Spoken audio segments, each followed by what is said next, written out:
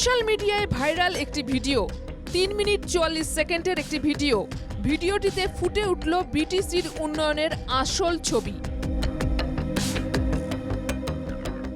এই ছবি কোকড়াঝাড়, পর্বতঝোড়া ও গুমা পরিষদীয় কেন্দ্রের সীমান্তবর্তী এলাকা মতিঝোড়া প্রথম খণ্ড গ্রামের।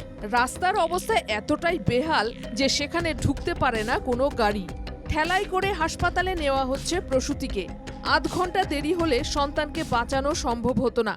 কোনো এম্বুলেন্স আনিব কাৰণে কোনো ৰাস্তা পদূলি নাই।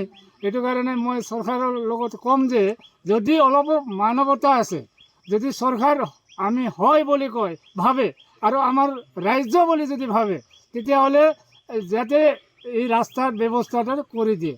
এনেকুৱা এইটো একটাহে উজাৰিছোঁ, আমি একটাহে দেখুৱাইছোঁ, কিন্তু এনেকুৱা হাজাৰ হাজাৰ ইয়াত হৈ আছে। আৰু যি কান্দে, যি অৱস্থা হৈ গ'ল, যদি আৰু আধা ঘণ্টা দেৰি হ'লে হয় তেতিয়াহ'লেতো এই পোৱালিটো নাবাচিলে হয় বুলি ডক্টৰক ক'লে।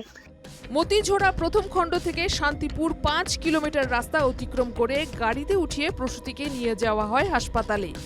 পরে কুরসাকাটি প্রাথমিক হাসপাতালে ফুটফুটে একটি কন্যা সন্তানের জন্ম দেন মনোমায়া তামাং নামে ওই মহিলা।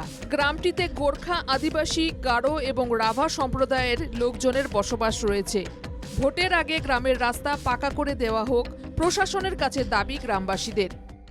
35টা ৰেভিনিউ গাঁও আছে। গৰ্ভৱতী মহিলাসকলক এনেদৰে আপোনালোকে হস্পিটেললৈ লৈ যাবলৈ হয়। ইয়াত 4টা এই কমলচী মানুহ আছে। গোৰ্খা সম্প্ৰদায়, আদিবাসী সম্প্ৰদায়, গাৰো সম্প্ৰদায়, ৰাভা সম্প্ৰদায়। এই 4টা সম্প্ৰদায়ৰ মানুহ এইটো ৰাস্তাত 35 গাঁৱৰ পৰা অহা যোৱা কৰা ৰাস্তাটো, মেইন ৰাস্তাটো এইটো।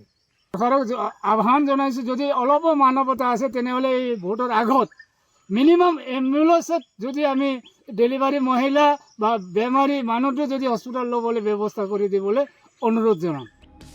চিকিৎসা, যাতায়াত, শিক্ষা সব দিক দিয়ে এই বঞ্চিত মতিঝোড়া অঞ্চলের বাসিন্দারা। বিটিসি নির্বাচনের আগে এই ঘটনা সোশ্যাল মিডিয়ায় ভাইরাল হওয়ায় প্রতিক্রিয়া রাজনৈতিক মহলে। তামারহাট থেকে আব্দুল আহাবের রিপোর্ট, এনকে টিভি বাংলা।